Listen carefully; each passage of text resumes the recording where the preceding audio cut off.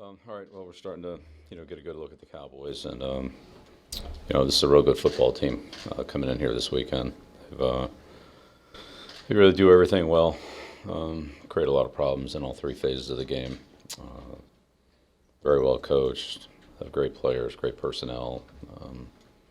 Good situational football team. Very explosive team, and there's a lot of they put a lot of pressure on you on every single down.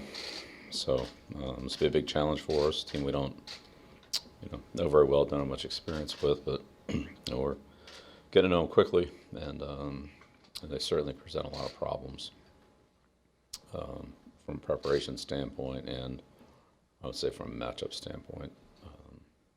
Real good football team, very talented team. And Cowboy organization is obviously one of the premier franchises in all sports, National Football League. It's, they've done so much for the game, so much for the league since they've come into the league, 1960. And of course, Jerry, Stephen, the entire organization down there has had a tremendous amount of success, and been a very exemplary organization in terms of run a football team and being competitive through the 60s, 70s, 80s, 90s. Now they're just they string a lot of good years, a lot of championship seasons together, and so I have a ton of respect for what they've done, how consistent they've been, the way they do things. Jason does it's been down there 9 years. Had a long career as a player. Had a solid career as a coach. Has played for a lot of great coaches, and coached with some too, like Coach Saban. And so they're very well coached. Marinelli on defense, obviously, there's a lot of experience there. So it's a well experienced staff with a lot of experience, and they definitely know what they're doing. They're playing good situational football. So, like I said, big challenge for us on Sunday here. Raise your hand if you have questions. We'll call in. Go ahead, Bob. Coach, Dak Prescott has never thrown for 4,000 yards in a season. He's on pace to throw for 5,000 this year. What have you seen change in his game through the years? Yeah, well, we haven't played him, so this is the first time we played him. But right now, yeah, he's super impressive. And the way he's going might be more than that. I hit 6, I don't know. I mean, this guy can throw the ball. He's very accurate. He's got great poise in the pocket. Stands in there. I mean, he can extend plays and run if he has to, but he doesn't do much of that unless he really needs to. He has great patience and poise, discipline in the pocket, gets his eyes downfield. He's a very good deep to intermediate to deep ball thrower. He's got good weapons, but he's been super impressive. Just great quarterback. Sideline throws, inside throws, in cuts, posts, over routes, flag routes, you name it. Possession passes on third down, best third down team in the league, best passing team in the league, most big plays in the league. I mean, where do you want to start? I mean, they do it all. And he does it all. So, and he runs options, he runs read zones, keeps the ball in critical situations. Tough guy to tackle, makes tough yards when he needs them. So, it's really good. Bill, you just referenced the third down success for the Cowboys, like over 50%. A lot of them, it seems, on third and long. Beyond Prescott, how much of that is due to the array, versatility of the type of receivers they have and the two backs that they have to catch the ball? Yeah, everybody's a problem. I mean, they got to be the best short yardage team in the league too. Like that's a problem. And they rip off some big plays in short yardage too. It's not like it's 3rd and 1 and they gain 2 yards. They've had some, they had a couple 40-yarders in there too. So short yardage is a problem. Long yardage is a problem. They're the best long yardage team in the league. 3rd and 10. I don't really care. They pick that up. 3rd and 5. I mean, over 50% on third down, and they execute very well. They've got, again, a good scheme. They're well coached, good quarterback, good skill players, good offensive line.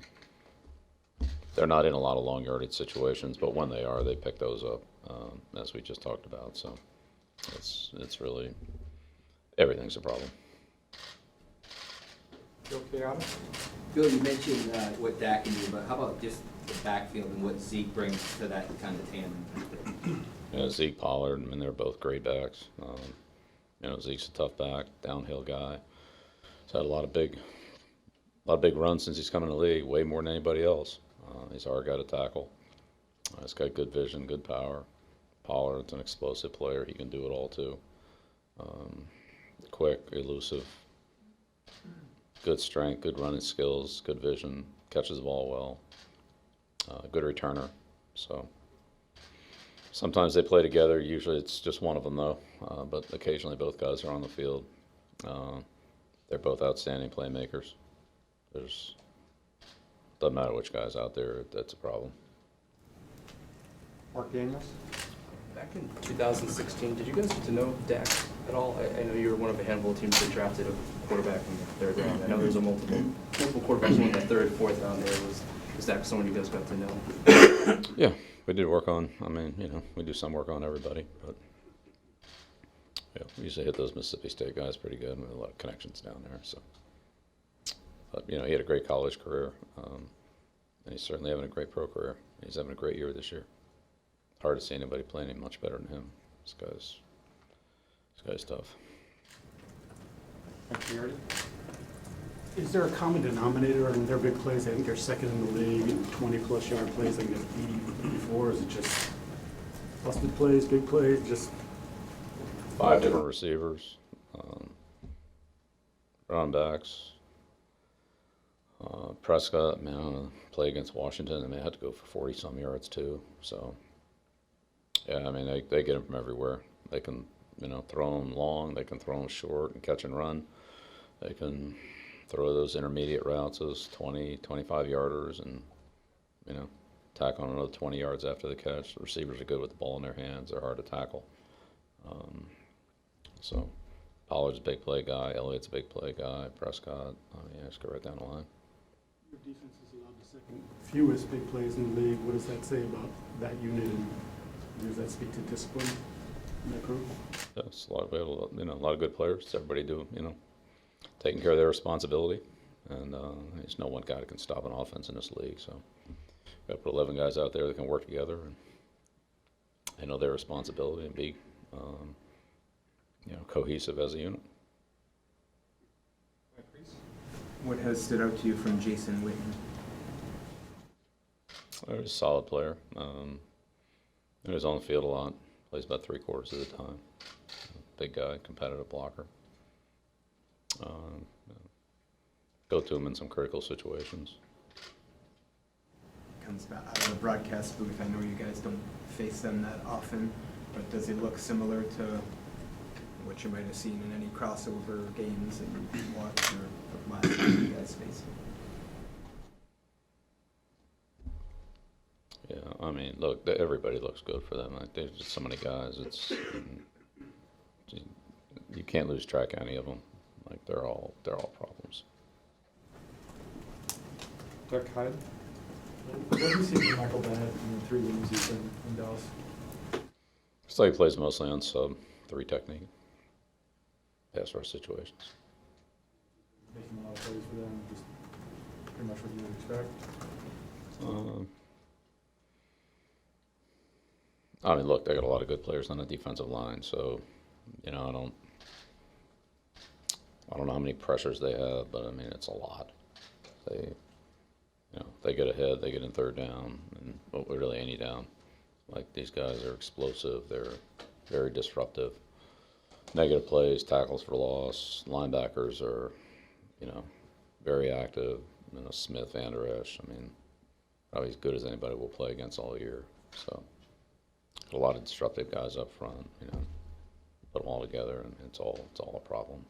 It's just not one guy, I don't think.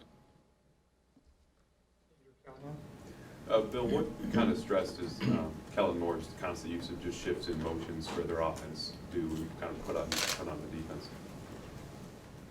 Yeah, I mean, shifting in motion from the offense, sometimes causes some defensive communication. Depends on what you're in, depends on what the shift is, and so forth.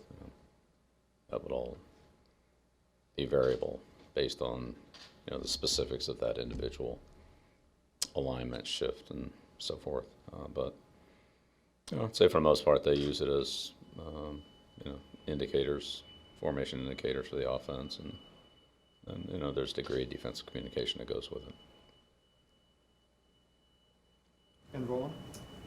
Bill, earlier this week, Jerry Jones shared a story about meeting you by chance at a ski resort in 1996. Do you remember that encounter with him?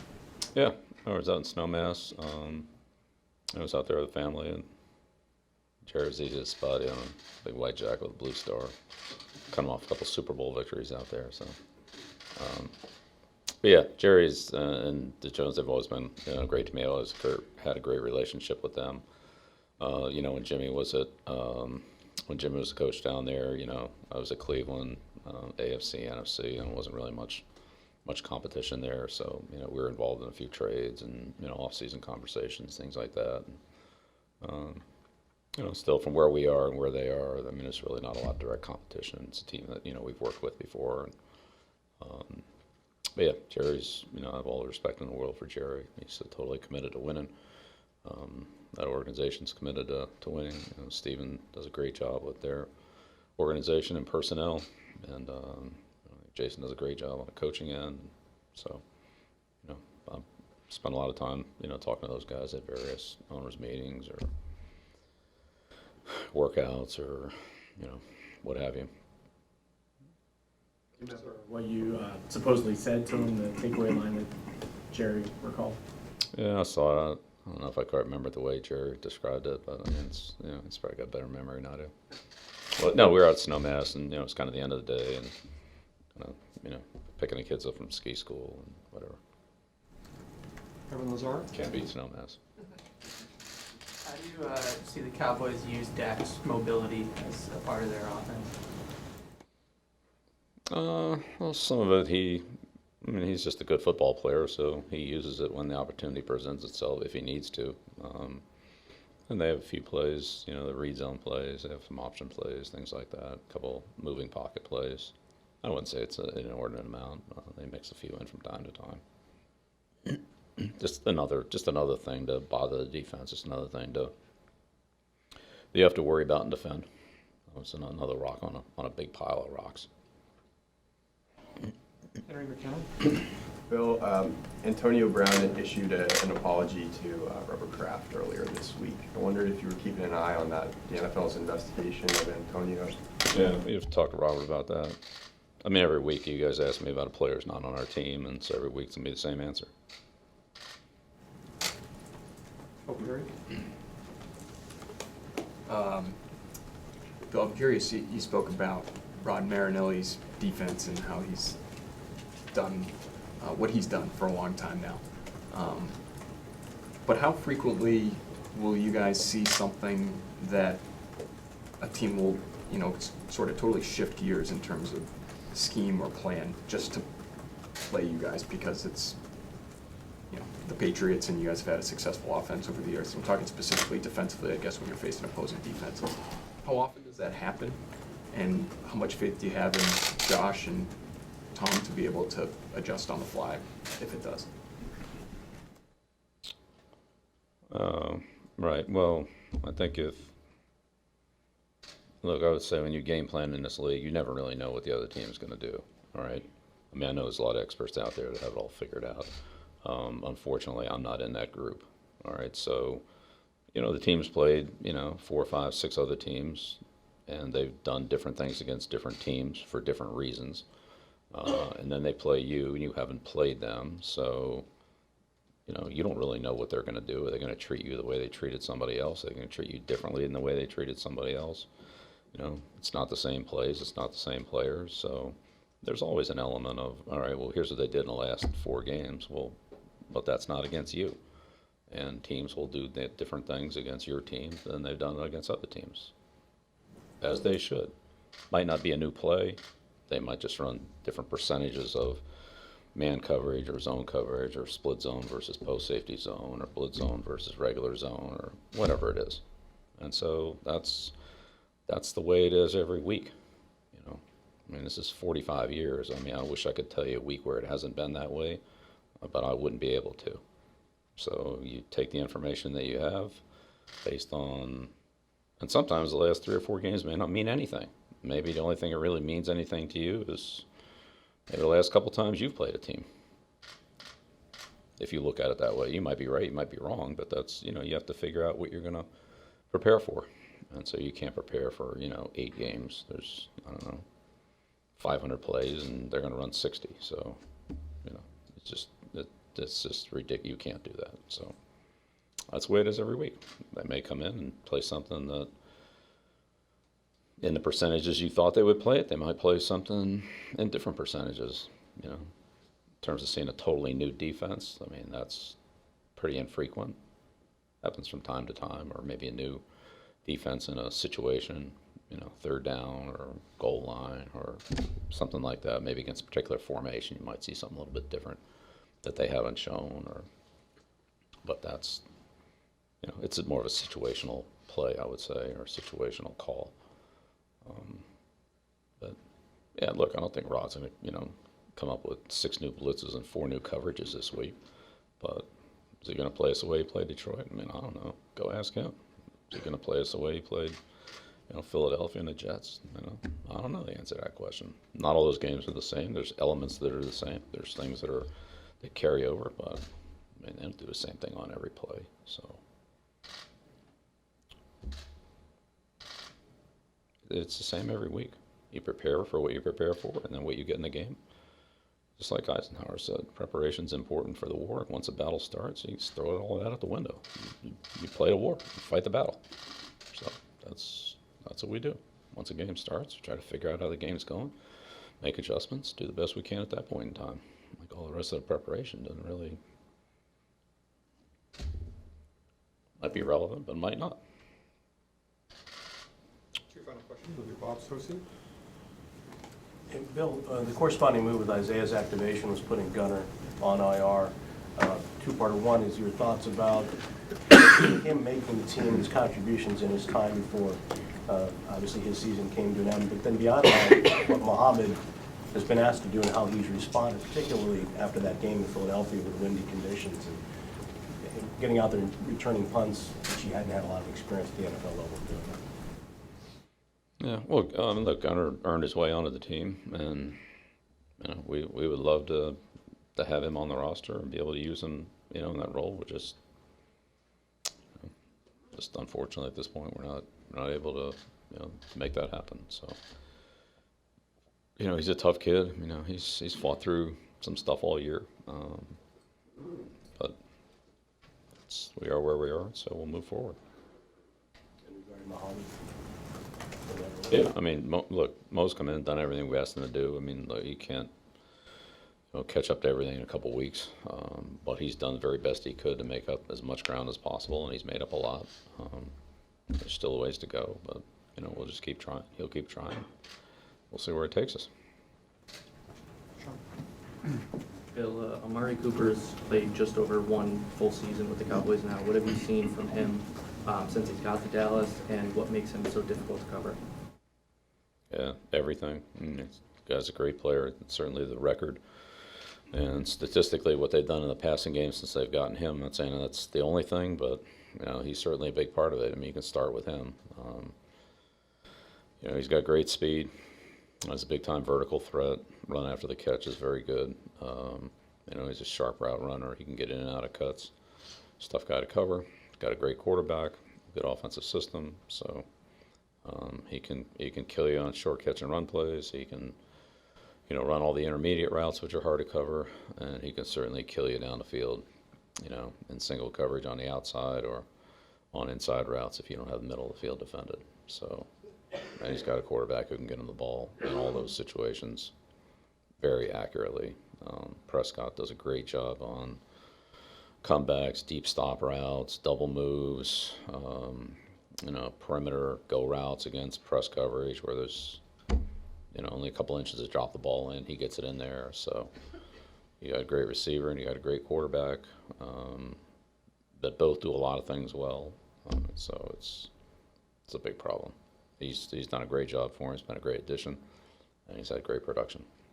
And he's helped other guys get more production because of the attention that you have to pay to him. Thanks, Coach. Okay. Everyone, Yeah. back at All right. Thanks. 105.